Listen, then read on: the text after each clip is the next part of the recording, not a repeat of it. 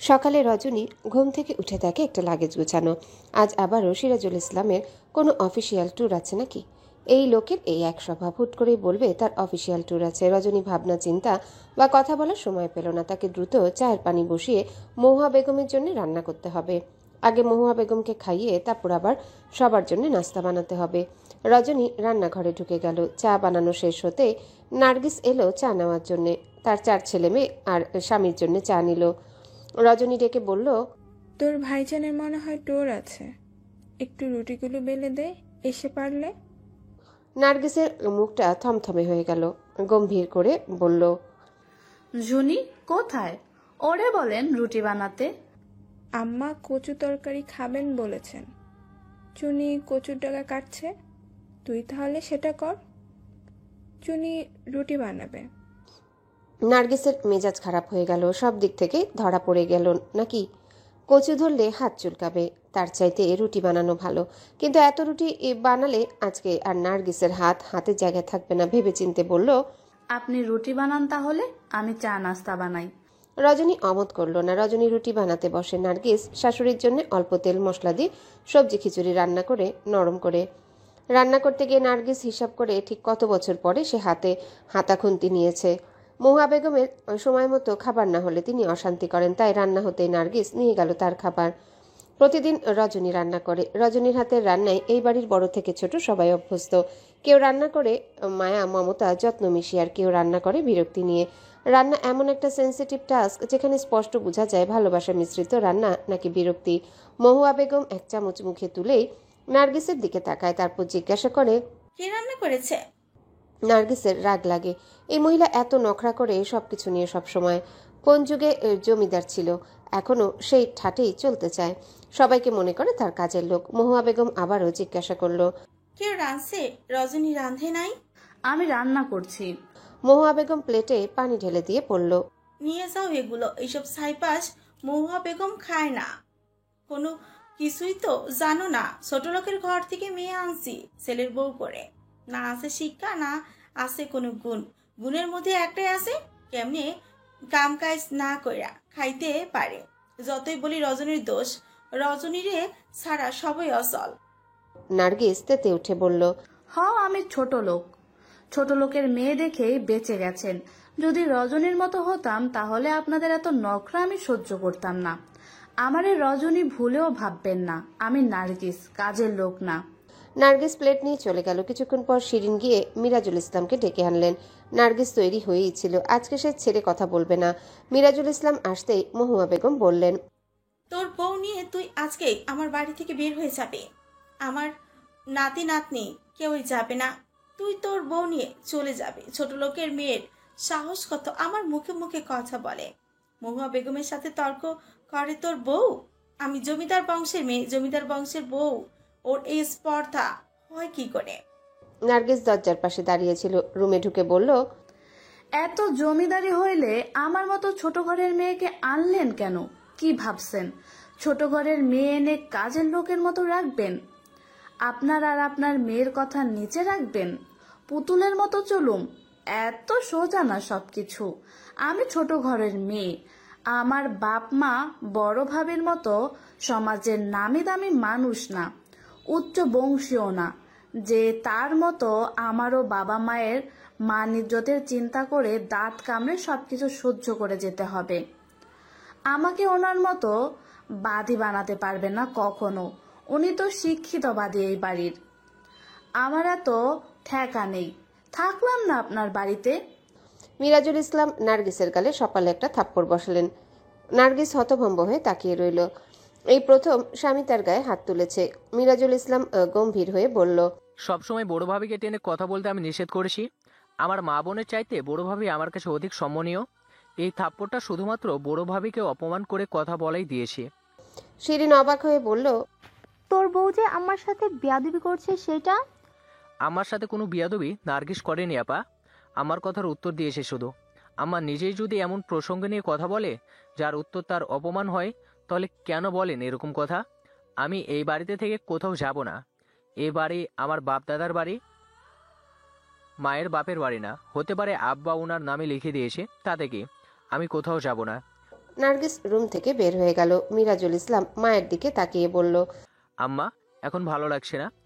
আমি যখন বলছিলাম আম্মা এখানে বিয়ে করব না, বিয়ে হতে হয় সামনে সামনে অথবা 19-20, আপনি আমাকে বিয়ে করিয়েছেন 10-20 ফারাক দেখে।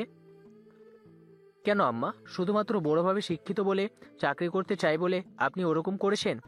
সবাই মানুষ, তবুও আমাদের কালচার, প্রেস্টিজ, সোসাইটি, ক্লাস আর আমার শ্বশুরবাড়ির সবটা একেবারে আলাদা। যেই কথাগুলো আমাদের ফ্যামিলিতে আমরা মুখে আনতে 2বার চিন্তা করি, সেসব ওদের ফ্যামিলিতে ডাল ভাত। আমরা এখনও আপনার চোখের দিকে তাকিয়ে কথা বলতে ভয় পাই, কিন্তু ওদের ফ্যামিলিতে ওরা বাবা মায়ের দিকে তেড়ে আসে ঝগড়ার সময়। আপনি আমার কথা শোনেননি? আপনার কাছে আপনার রাগ, জেদ, সিদ্ধান্ত সবকিছুর ঊর্ধ্বে। এখন আমার কাছে বিচার দিয়ে লাভ হবে না আম্মা। আমি তো বিচার করব না। নার্গিসের যেভাবে ভালো লাগে সেভাবেই চলবেও। আমি আসি, আমার দেরি হয়ে যাচ্ছে। বাড়ির পরিস্থিতি ভীষণ থমথমে। মহুয়া বেগম থম মেরে বসে আছেন নিজের রুমে। সবকিছু কেমন তার নিয়ন্ত্রণের বাহিরে চলে যাচ্ছে। তিনি কি জীবনের শেষ পর্যায়ে চলে গেছেন? এখন আর তার হাতে কিছুই নেই। এরপর কি এই সংসার ও তার হাতছাড়া হয়ে যাবে? জীবনের শেষ প্রান্তে বসেও মহুয়া বেগম সংসারের চাবিকাঠি ঠিক নিজের হাতে ধরে রাখতে চান। দুপুরে খাওয়ার টেবিলে পিয়াসা আশারকে দেখে অবাক হয়। এই বান্দা তো এই সময় এখানে থাকার মানুষ না, সে তো রাত ছাড়া বাড়িতে আসার মানুষ না। আশারকে দেখে পিয়াসার আজকে কোচিংয়ের কথা মনে পড়ে যায়। কোচিংয়ে একটা মেয়ে আজকে আশারকে একটা চিঠি আর ফুল দিয়েছে। পুরো ক্লাসের আজকের হট টপিক ছিল এটা। হোয়াইট বোর্ডে বড় করে লেখা ছিল 143 আশার ভাইয়া। আশার তার নিচে লিখে দিয়েছে, ধন্যবাদ খালাম্মা, আমি অলরেডি কমিটেড।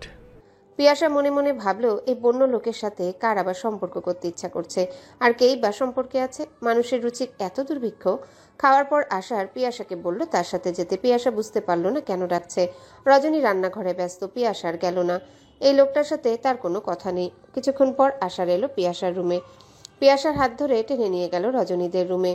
আলমারিতে মায়ের কাপড় আছে, বর্ষা আপার সাথে গেছে। তুমি মায়ের লাগেজটা গুছিয়ে নাও, বাবা মাকে নিয়ে ঘুরতে যাব। মা জানে না এখনো, আমি তো জানি না কে কি দিতে হবে। তুমি একটু হেল্প করবে? পিয়াসা শুনে খুশি হলো। মায়ের থেকে সবকিছু শুনেছে রজনী আন্টির কথা, আর এই বাড়িতে আসার পর থেকেই তা সচক্ষে দেখেছে। বিকেলে আশার বলল, মা চলো, বাবাকে আমরা পৌঁছে দিয়ে আসি। রজনী চা বসিয়েছে, কোমরে কাপড় গুজে বলল, আমার সময় হবে না রে, তুই যা না। আশার নাছোড়বান্দার মতো বলল, না না চলো, তুমি আর আমি যাই। সন্ধ্যা হয়ে আসছে, তোর দাদির জন্য রান্না বসাতে হবে। মা সব সময় এত ব্যস্ত দেখে না তো। রজনী এক মুহূর্ত ভেবে বলল, আচ্ছা চল তাহলে পিয়াসাকেও নি, ফেরার সময় ওকে রেস্টুরেন্টে খাইয়ে আনবো। ওদের বাড়িতে ওর বাবা মেয়েকে ফুলের মতন যত্ন করে। এখানে আসার পর তো একবারের জন্য বাইরে খাওয়াতে নিতে পারিনি। আশার খুশি হলো। এ তো শোনাই সোহাগা। রজনী কাপড় চেঞ্জ করে নিয়ে পিয়াসাকে ডাকলো। পিয়াসা বিপদে পড়ে গেল। রজনী আন্টি তো জানে না ঘুরতে যাচ্ছেন তিনি সহ। এখন তো তাকে বলাও যাবে না। আবার গেলে তো এই বন্যর সাথে একা আসতে হবে। রজনী আন্টি যেভাবে বলতেছে, না গিয়েও তো পারবে না। কি এক যন্ত্রণা। অন্ধকার নেমে এসেছে চারিদিকে। দিন এবং রাতের মধ্যকার সেতুবন্ধন হিসেবে প্রকৃতিতে নেমে আসে সন্ধ্যা। এক নরম কোমল বিষণ্ণ অন্ধকার বুকের ভেতর হাহাকার তৈরি করে দেয়। তেমনি হাহাকার আজকে রজনীর বুকের ভেতর। কনফার্ম হওয়া চাকরিটা সে জয়েন হতে পারেনি। মাঝে মধ্যে কেন এসব পুরনো স্মৃতি নাড়া দেয় রজনী জানে না। পিয়াসার মনে পড়ছে বাবা মায়ের কথা। বাবা মায়ের মধ্যে আন্ডারস্ট্যান্ডিং যে কতটা গুরুত্বপূর্ণ তা এখন পিয়াসা বুঝতে পারছে। তার বাবা মা দুজনেই যেন বলার আগে একে অন্যের মনের কথা বুঝতে পারে বলেই তাদের মনের দূরত্ব নেই। তা না হলে সিরাজ আঙ্কেল আর রজনী আন্টির মতো হতো। ফ্যামিলি প্রবলেম একটা মানুষের জীবনে অনেক বড় প্রভাব ফেলে। এই যে আশারকে দেখে একটা মানুষ সারাক্ষণ চেষ্টা করে কিভাবে দুই পক্ষকে মিলেমিশে করে রাখা যায়। এই যে একটু আগে আশার এসেছিল পিয়াসার কাছে। আশারের পরামর্শ মতো পিয়াসা তৈরি হয়ে বের হলো। রজনী আন্টি একটা সুতির শাড়ি পরেছে। পিয়াসা এসে আন্টিকে জড়িয়ে ধরলো। রজনীর গলা জড়িয়ে ধরে বলল, আন্টি আসো, আমি তোমায় সাজিয়ে দিই। এই তো এইটুকু পথ, কি সাজগোজ করবে বলো? না আন্টি, এই কথা বলো না, আমি তোমায় একটু সাজিয়ে দিতে চাই। রজনী পিয়াসার আগ্রহ দেখে আর অমত করলো না। পিয়াসা রজনীকে সাজিয়ে দিয়ে বলল, এবার শাড়িটা চেঞ্জ করে নাও। রজনী বাধ্য মেয়ের মতো শাড়ি চেঞ্জ করে একটা সিল্কের শাড়ি পরে নিল। বহুদিন পর 2 চোখ ভরে কাজল দিল কানে, পিয়াসা ফুল গুজে দিল। এত যত্ন করে শেষ কবে শাড়ি পরেছে সেজেছে রজনীর মনে নেই। 2 গালে মেস্তার দাগ পড়ে গেছে, অথচ একসময় কত যত্ন করত নিজের চেহারার। সংসারের দায়িত্বের জাতাকলে পিষে আজ নিজের মুখের দিকে তাকালে মনে হয় পুড়ে যাওয়া রুটি। এই জীবন এমন কেন? এত শিকলবন্দি জীবন তো রজনী চায়নি। সে তো ছিল মুক্ত পাখির মতো, অথচ বন্দী হয়ে গেল এই তথাকথিত জমিদার বাড়ির রান্নাঘরে।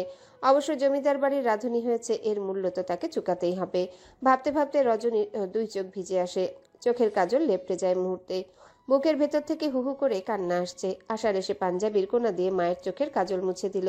ধবধবে সাদা পাঞ্জাবিতে কাজলের কালো দাগ লেগে গেল, অথচ আশার সেটা নিয়ে ভাবেনি। এক মুহূর্তে পিয়াসার মনে হলো এই বন্য মানুষটা অতটাও মন্দ না বোধ হয়। সিরাজুল ইসলাম মহুয়া বেগমের রুমে গেলেন। মহুয়া বেগম ছেলেকে দেখেই বিরক্ত হয়ে বলল, রজনী কোথায়? এখনো আমার নাস্তা আইলো না কেন? সিরাজুল ইসলাম হেসে বলল, রজনী এখন নাস্তা বানাতে পারবে না মা, ও আমার সাথে ঘুরতে যাচ্ছে। আমরা লম্বা একটা ট্যুর দিচ্ছি, অনির্দিষ্টকালের জন্য বাসায় থাকবো না। প্রায় 30 বছর ধরে এই সংসারে জোয়াল রজনী বইছে, ওর এবার বিশ্রাম দরকার। আমি অনেক অন্যায় করেছি মা, মা এবং বউয়ের মধ্যের ব্যাপারটা আমি কখনোই বুদ্ধিমানের মতো হ্যান্ডেল করতে পারিনি। আজ যখন নিজের ছেলে দেখিয়ে দেয় আমার ভুল, আমি লজ্জিত হই মা। আমার মাটির সাথে মিশে যেতে ইচ্ছে করে। মাঝে মাঝে ভাবি আমার ছেলের মতো বুদ্ধিমান আমি কেন হতে পারলাম না মা। পর মুহূর্তে মনে পড়ে আমার মা মহুয়া বেগম আর আশারের মা রজনীগন্ধা। আমার মা আমাকে শিখিয়েছে কিভাবে স্ত্রীকে শাসন করা যায়, কিভাবে স্ত্রীকে পায়ের জুতার মতো ব্যবহার করা যায়। কিন্তু রজনী তার ছেলেকে শিখিয়েছে স্ত্রী মাথার তাজের মতো। তাকে যদি তুমি রানী করে রাখতে পারো তাহলে তুমিও রাজার মতো সম্মান পাবে। অনেক দিনের জমানো ক্ষোভ অভিমান বুকে জমিয়ে রজনী যখন আমার সাথে হাসি মুখে কথা বলে, আমার তখন নিজেকে ভীষণ অপরাধী মনে হয়। শিক্ষিত হয়েছি, বড় চাকরিজীবী হয়েছি, মায়ের সুযোগ্য পুত্র হয়েছি, সন্তানের পিতা হয়েছি, কিন্তু স্ত্রীর কাছে হিরো হতে পারিনি। জীবনের শেষ পর্যায়ে এসে আজ ইচ্ছে করছে একবার স্ত্রীর কাছে হিরো হতে হবে। মহুয়া বেগমের মুখে যেন আষাঢ়ের মেঘ জমেছে। এত বড় সিদ্ধান্ত তাকে না জানিয়ে নিয়েছে, তাহলে কি তার গুরুত্ব শেষ হয়ে গেছে পুরোপুরি? সিরাজুল ইসলাম বের হলেন, আশার গাড়ি বের করে, তারপর গাড়ি থেকে নেমে গাড়ির দরজা খুলে পিয়াসাকে বলল, উঠো।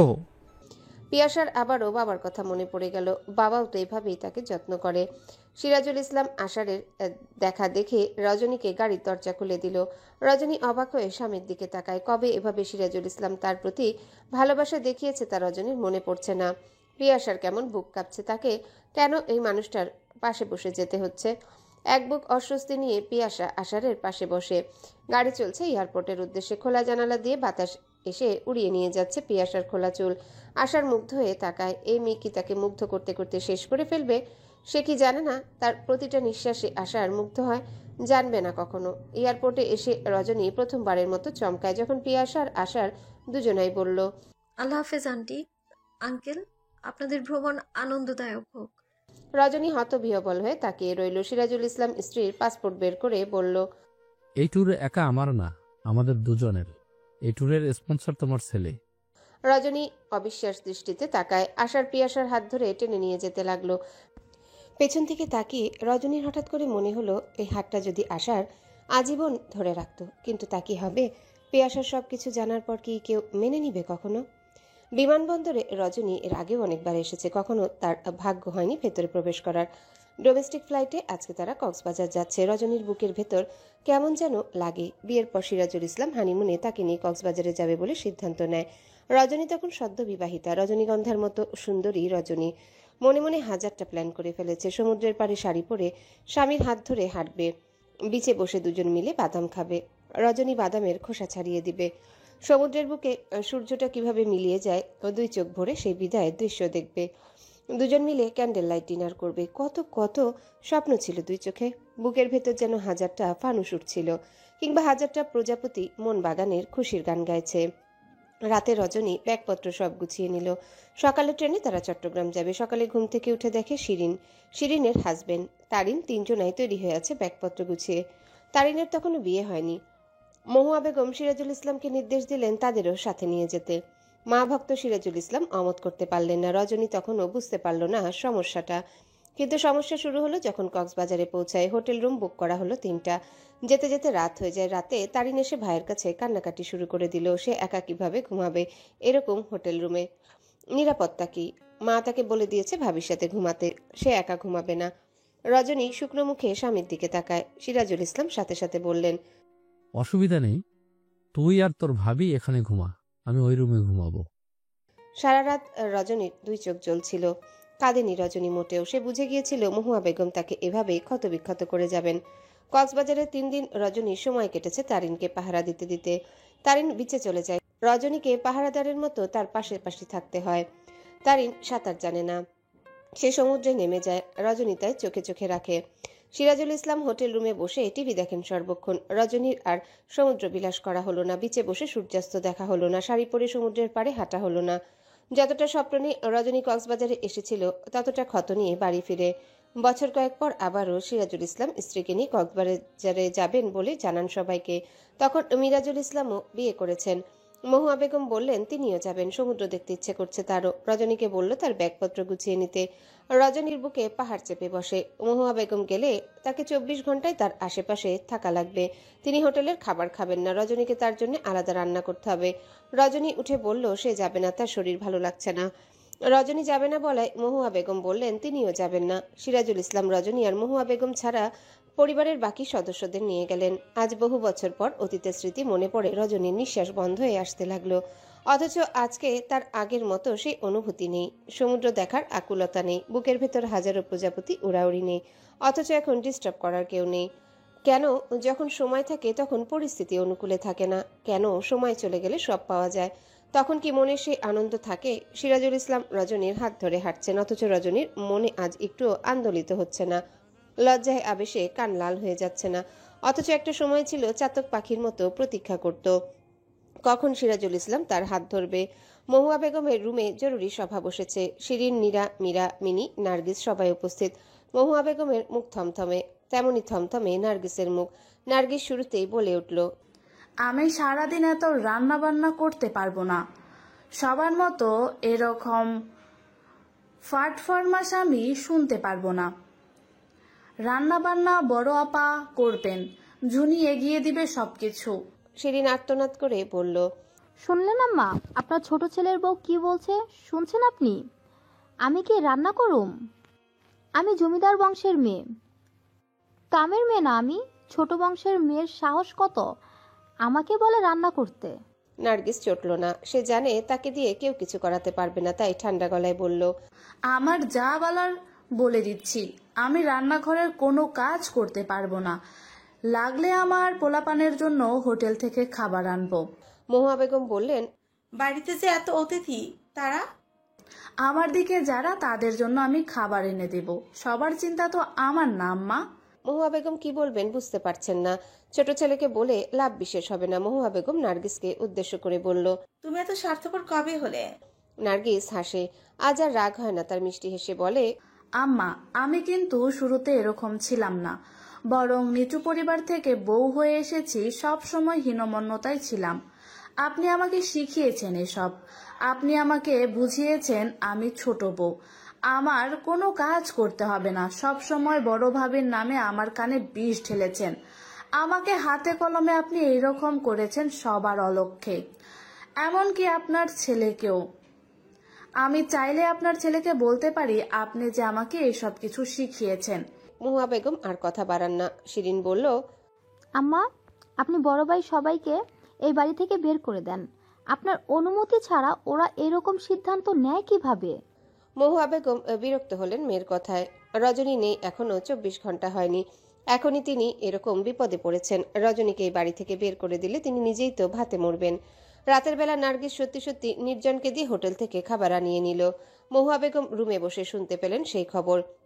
শিরিন এসে জানিয়ে গেছে। রাগে শিরিন কাঁপছে। মাকে এসে বলল, তোমার ছোট ছেলের বউ যে একটা আস্তা বেয়াদব, সেটা তুমি জানো? ও হোটেল থেকে তেহারি নিয়ে এসেছে শুধু ওদের জন্য। ভালো না লাগলেও বলতে হচ্ছে।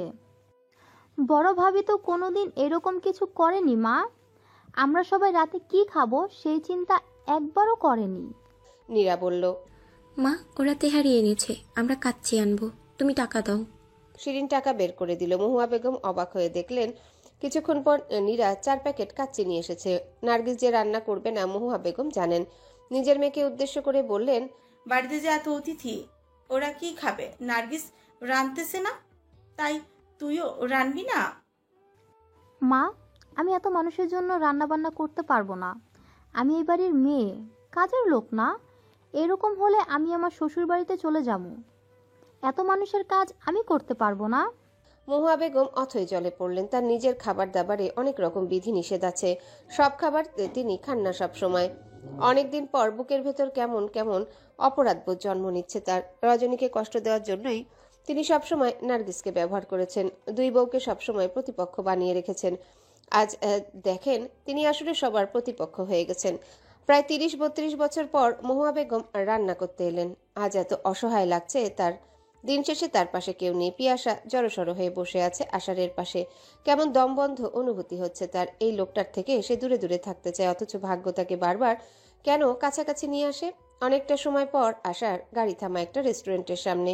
মা যেহেতু বাড়িতে নেই, পিয়াসাকে দেখে রাখার সম্পূর্ণ দায়িত্ব আষাঢ়ের নিজের। আশার গাড়ি থেকে নেমে পিয়াসাকে গাড়ির দরজা খুলে দিল। আষাঢ়ের সাথে পিয়াসার কিছুতেই খেতে ইচ্ছা করছে না। এই লোকটাকে সে ভীষণভাবে অপছন্দ করে। রেস্টুরেন্টে ঢুকতে কয়েকটা টেবিল থেকে 10-12টা মেয়ে ছুটে আসলো। পিয়াসাকে ঠেলে ঠুলে সরিয়ে দিয়ে সবাই মিলে আশারকে ঘিরে ধরল।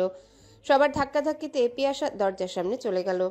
ভাইয়া একটা সেলফি বলে মৌমাছির মতো ঘিরে ধরলো সবাই আশারকে। এদিক ওদিক তাকে আশার পিয়াসাকে না খুঁজে পেয়ে সবাইকে সরিয়ে বলল, প্লিজ আমার কৈতরে আগে ভেতরে আসতে দিন। পিয়াসার হাত ধরে আশার ভেতরে নিয়ে আসলো। লজ্জায় পিয়াসা মাথা নিচু করে ভেতরে এলো। তারপর একটা চেয়ার টেনে পিয়াসাকে বসিয়ে দিল। আশার পুরো ব্যাপারটা ভিডিও করে কেউ একজন ফেসবুকে আপলোড করে দিল। ক্যাপশন ছিল, অবশেষে সবার ফেভারিট আশার ভাইয়ার প্রিয়তমার দেখা পাওয়া গেল। খাওয়া দাওয়া করে বাসায় ফেরার পথে পিয়াসা ফেসবুকে ঢুকে পিয়াসার হার্টবিট বেড়ে গেল। এই ভিডিওটা ভাইরাল হয়ে গেছে। ভিডিওতে পিয়াসার চেহারা স্পষ্ট না। পিয়াসা নিজের বুকের ধুকপুকানি নিজে শুনতে পাচ্ছে। চকিতে আশারের দিকে তাকায় পিয়াসা। আশা ড্রাইভিংয়ে ব্যস্ত। পিয়াসা হুট করেই কেমন হাসি পাচ্ছে। এই বন্যটাকে সে ভালোবাসতে যাবে কিসের জন্যে? তাছাড়া এই লোক আগে থেকেই তো এঙ্গেজড। বাসায় ফিরতে বেশি রাত হলো না। আশার পুরো পথ আর পিয়াসার সাথে কথা বলেনি। রেস্টুরেন্ট থেকে পিয়াসা কেমন মুখ কালো করে আছে। তার জন্য পিয়াসা বিব্রত হবে এটা সে কখনোই চায় না। বাসায় ফিরে পিয়াসা দেখলো রান্নাঘর থেকে শব্দ আসছে। আজকে তো রজনী আন্টি নিয়ে কে রান্না করছে? কৌতূহলী হয়ে পিয়াসা এগিয়ে যায় রান্নাঘরের দিকে। রান্নাঘরে ঢুকে পিয়াসা চমকে উঠে। দাদি রান্না করছে? পিয়াসার কেমন মায়া লাগে বয়স্ক মানুষটার জন্য। এই যে কাপা কাপা হাতে বটিতে আলু কুটছেন তিনি। চুলায় মাছ ভাজতে দিয়েছেন, মাছ পুড়ে যাচ্ছে, তার কোনো হুঁশ নেই। পিয়াসা এগিয়ে গিয়ে চুলা বন্ধ করে দেয়। রান্নাবান্নার কাজ মা কখনো তাকে শেখায়নি, কখনো সুযোগ হয়নি পিয়াসার ওভাবে শেখার। একটা চামচ দিয়ে পিয়াসা মাছ উল্টে দিয়ে চুলা অন করে দিল। তারপর মহুয়া বেগমের সামনে বসে বলল, দাদি আমি করি, আমি কিন্তু পারি না। আমাকে মা কখনো শেখায়নি এসব। আমার শিখতে ইচ্ছে করছে, আপনি আমায় একটু দেখিয়ে দিন, আমি করে দিই আপনাকে। মহুয়া বেগমের মনে হলো এ জীবনে আপন আসলে কে। নিজের মেয়ে, নাতনি, পুত্রবধূ কেউই তো একবার উকি দিয়ে দেখতে এলো না। অথচ অচেনা এই মেয়েটাকে যাকে তিনি চরম অপছন্দ করেন সে এগিয়ে এলো তাকে সাহায্য করতে। সময় বদলানোর সাথে সাথে কি একটা সময় গিয়ে আপন পরের সংজ্ঞাও বদলে যায়? চেনা মানুষ এভাবে দূরে চলে যায়? মহুয়া বেগমের সারা শরীর থরথর করে কাঁপছে। আজকে তার খাওয়া হয়নি ভালো করে। রজনী থাকলে এত অনিয়ম হতো না। নিজের মেয়েও খেয়াল করেনি তার মা যে সকাল থেকে না খাওয়া। পিয়াসা মহুয়া বেগমের গা কাঁপতে দেখে এগিয়ে এসে জড়িয়ে ধরে। তাকে কোনো মতে ধরে নিয়ে সোফায় বসিয়ে দেয়। কাকে ডাকবে খুঁজে পায় না পিয়াসা। সবার রুমের দরজা বন্ধ। রজনী আন্টি যাওয়ার সাথে সাথে এই বাড়ির কোলাহল যেন হারিয়ে গেছে নিমিষেই। পিয়াসা ছুটে যায় আষাঢ়ের রুমে। এই রুমে পিয়াসা না আসলেও চিনে। রুমের ভেজানো দরজা ধাক্কা দিয়ে ভেতরে ঢুকে পিয়াসা। বাহিরে থেকে ফিরে আশার গোসল করলো। খালি গায়ে একটা তোয়ালে পরে বের হয়ে আলমারিতে নিজের টি শার্ট খুঁজছে। পিয়াসা এসে পড়ে সেই মুহূর্তে। পিয়াসাকে দেখে আশার আপন মনে বলল, অবশেষে কৈতর তার খোপে এলো। ওয়েলকাম কৈতর। পিয়াসা ভ্রু কুচকে বলল, কি বলছেন এসব?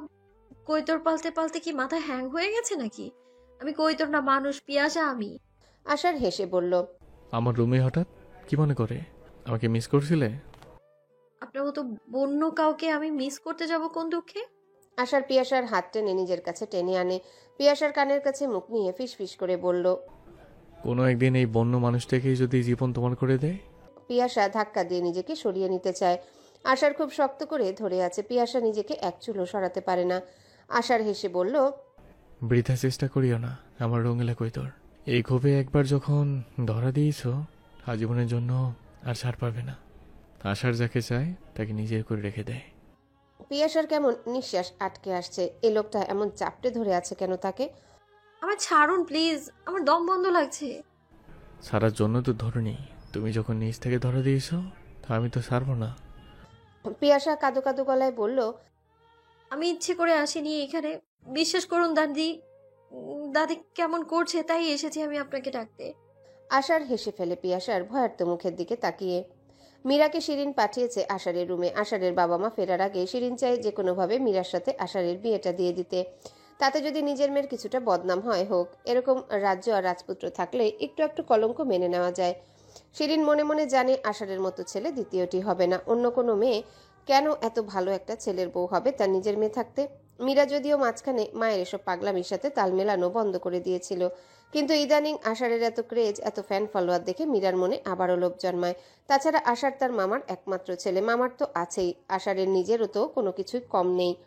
তাই মায়ের পরামর্শ মতো মীরা এলো আষাঢ়ের রুমে। এই সময় আষাঢ় গোসল করে গুনগুন সুরে গান গাইবে। আষাঢ় মানুষটাই অলরাউন্ডার, তার গানের গলা ভীষণ ভালো। স্কুল লেভেল পর্যন্ত গান গাইতো স্কুলের বিভিন্ন অনুষ্ঠানে। এরপর রাজনীতির সাথে জড়িয়ে গান গাওয়া ছেড়ে দিয়েছে বোধহয়। তবে নিজের রুমে একা একা গুনগুন করে। মীরার মনে দ্বিধাদ্বন্দ্ব। আশার বলেছে সে এঙ্গেজ, তার দৃঢ় গলার স্বর মীরা বুঝে, কিন্তু বিশ্বাস করতে পারে না। ওদিকে মীরার মাও মীরাকে দিনরাত 24 ঘন্টা চাপাচাপি করে আষাঢ়ের কাছাকাছি থাকার জন্যে। যে মানুষটা স্পষ্ট তাকে অপমান করে সোজাসাপটা জানিয়ে দেয় সে এঙ্গেজড, তার মন অন্য কাউকে দিয়েছে, তাকে কি জোর করে নিজের করা যায় কখনো? মীরা বিশ্বাস করে না আশার কারোর সাথে সম্পর্ক আছে, আবার অবিশ্বাসও করতে পারে না। মিথ্যা কথা এত দৃঢ়ভাবে বলা যায় না। তাছাড়া আশার ভাই বলেছে তিনি যাকে ভালোবাসেন সে মীরার চেনা। আষাঢ়ের রুমের সামনে আসতেই দেখে পিয়াসা এই রুমে। মীরা দেয়ালের পাশে লুকিয়ে যায় পিয়াসাকে দেখে। পিয়াসা এখানে কি করছে? মীরাকে অবাক করে দিয়ে আশার হুট করে পিয়াসাকে কাছে টেনে নেয়। মীরার মাথায় দপ করে আগুন জ্বলে ওঠে। তার মানে আশার ভাই মিথ্যা বলেনি। পিয়াসা তো মীরার চেনা। মীরা দুয়ে দুয়ে চার মেলাতে ব্যস্ত হয়ে যায়। এজন্য কি পিয়াসার প্রতি আশার ভাইয়ের এত টান, এত উতলা? এজন্যই তিনি। মীরার দুই চোখ জ্বলে ওঠে। বহু বছর আগে সেই দিনটার কথা মনে পড়ে যায়। আশার ভাই তাকে কষে দুটো থাপ্পড় মেরেছিল। পিয়াসারা প্রথম এই বাড়িতে বেড়াতে আসার পর ঈর্ষান্বিত হয়ে মীরা পিয়াসার লেহেঙ্গার উপরে টপসের ফিতা কেটে দেয়। মেহমান যাওয়ার পর আশার ভাই তাকে থাপ্পড় দেয়। আর কোনো আশা ভরসা নেই মীরার। বেকার সময় নষ্ট করছে সে এতদিন মায়ের কথা ধরে। আশার ভাইয়ের কথা বিশ্বাস করাই ভালো ছিল। তিনি তো তাকে জানিয়েছেন আরো আগে। আশার ফিসফিস করে বলল, আই এম সরি পিয়াসা, আমি তোমাকে হার্ট করতে অথবা কোনোভাবে অপ্রস্তুত করে এই কাজটা করিনি। দেওয়ালের পাশ ঘিরে মীরা দাঁড়িয়ে আছে। মীরাকে দেখার জন্য আমি তোমাকে এভাবে কাছে টেনে নিয়েছি। এই মুহূর্তে দাঁড়িয়ে তুমি হয়তো বুঝতে পারবে না ব্যাপারটা। তোমার কাছে এটা খারাপ মনে হচ্ছে, হবে ব্যাপারটা তুমি বুঝতে পারবে কিছুদিন পরে। তোমাকে সুরক্ষিত করতে আমাকে এটা করতে হয়েছে পিয়াসা। আশার আর পিয়াসাকে এরকম কাছাকাছি থাকতে দেখে মীরা আর সামনে আসে না, নীরবে স্থান ত্যাগ করে। মীরা বুঝে যায় অযথার পিয়াসার পেছনে লাগা যাবে না। পিয়াসার উপর আষাঢ়ের ছায়া আছে যখন, কেউ আর পিয়াসাকে কিছু করতে পারবে না। মার বোনদের আগে সাবধান করে দিতে হবে। এই বাড়িতে নিজেরা যেভাবে থাকছে তা না হলে সেইটুকুও শেষ হয়ে যাবে। মীরা চলে যাওয়ার পর হুট করে আশার পিয়াসাকে ছেড়ে দেয়। পিয়াসা ভীষণ ঘাবড়ে আছে। আশা দ্রুত ওয়াশরুমে ঢুকে যায়। একটু আগে সে যা করেছে নিজেকে আর পিয়াসাকে সেফ রাখতে করেছে। মীরাকে দেখেই আশার পিয়াসাকে কাছে টেনে নিয়েছে ইচ্ছে করে। আজকের পর থেকে মীরার কখনোই সাহস হবে না পিয়াসাকে জ্বালানোর অথবা তার কাছাকাছি আসার চেষ্টা করার। মা বাসায় নেই, এই সুযোগে মীরা নানাভাবে পিয়াসাকে কষ্ট দিতে চেষ্টা করবে। আশার জানে সে যে কাজটা করেছে তাতে পিয়াসা ভীষণ কষ্ট পেয়েছে, কিন্তু আশার জানে মা না থাকার সুযোগে মীরা পিয়াসাকে ক্ষতবিক্ষত করে ফেলতো। পিয়াসা হয়তো কখনোই জানবে না কিংবা বুঝতে পারবে না। পিয়াসা হতভম্ব হয়ে দাঁড়িয়ে আছে, সারা শরীর যেন জমে গেছে তার। এই লোকটাকে সে খারাপ ভাবতো, কিন্তু এতটা খারাপ কখনোই ভাবেনি। বরং মাঝে মাঝে তার কিছু কিছু কাজে সে মুগ্ধ হয়েছে। অথচ সেখানে এই লোকটা তার সাথে আজকে এরকম খারাপ ব্যবহার করলো। অথচ সে বলছে কিনা সে পিয়াসার ভালো করতে এরকম করেছে। এটা কিভাবে ভালো হয়? আশার ওয়াশরুম থেকে বের হয়ে নর্মাল ভাবে বলল, দাদির কি হয়েছে? পিয়াসা কথা বলতে পারছে না। একটু আগের করা ব্যবহার এই মানুষটা এক মুহূর্তে এভাবে ভুলে গেল। পিয়াসার দুই চোখ ভিজে ওঠে। এক মুহূর্ত না দাঁড়িয়ে পিয়াসা ছুটে চলে যায়। আশার ধপ করে খাটে বসে পড়ল। বুকের ভেতর কত যতনে গোপন করে রেখেছে পিয়াসার প্রতি তার সব অনুভূতি। এই মেয়েটা সেসব কখনোই জানবে না। অবশ্য সে যে জীবন বেছে নিয়েছে সেই জীবনে কাউকে আপন করতে নেই। সক্রিয় রাজনীতি করা মানুষের শত্রুর অভাব নেই। আশারেরও তাই। নিজের ভাবনা চিন্তাকে একপাশে রেখে আশার বের হয়। মা বাবা নেই যেহেতু তাদের খেয়াল রাখার দায়িত্ব এখন তার। দাদির রুমে গিয়ে দেখে রুম খালি। আশা দ্রুত নিচে নেমে যায়। একটু আগে পিয়াসা বলেছিল দাদির কোনো একটা সমস্যা হচ্ছে। আশার নিচে এসে দেখে মহুয়া বেগম দুধ দিয়ে পাউরুটি চুবিয়ে খাচ্ছেন। তার পাশেই পিয়াসা বসে আছে। আশারকে দেখে মহুয়া বেগম লজ্জিত হয়। এই মেয়েটাকে তিনি অপছন্দ করেন, অথচ এখন এই মেয়েটার থেকে সেবা নিচ্ছেন। লজ্জার অস্বস্তি ঘিরে ধরে তাকে।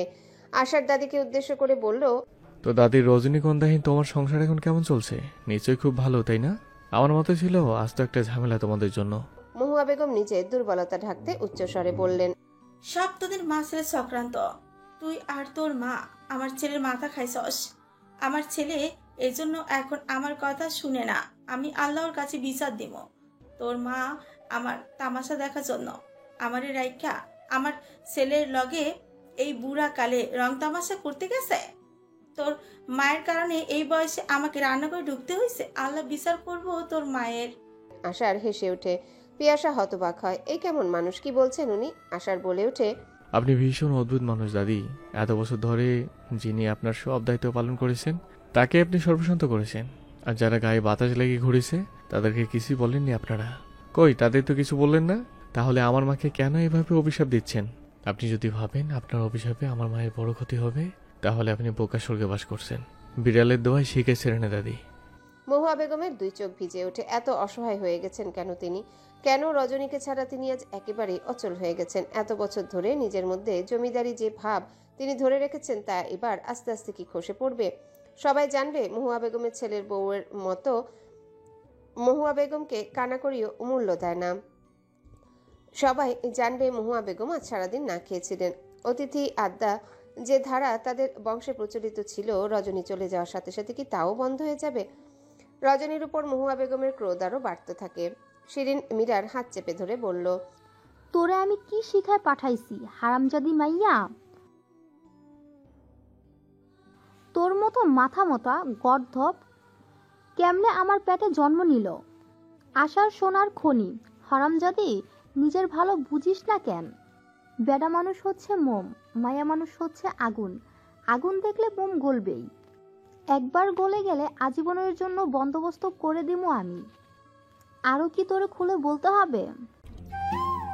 হ্যালো বন্ধুরা, পরবর্তী পার্ট খুব তাড়াতাড়ি আসবে, তো সবাই অপেক্ষায় থাকো। আর চ্যানেলটি যারা এখনো সাবস্ক্রাইব করোনি তারা পরবর্তী পার্ট দেখার জন্য চ্যানেলটি সাবস্ক্রাইব করে রেখো। ধন্যবাদ সবাইকে, আমাদের সাথেই থেকো।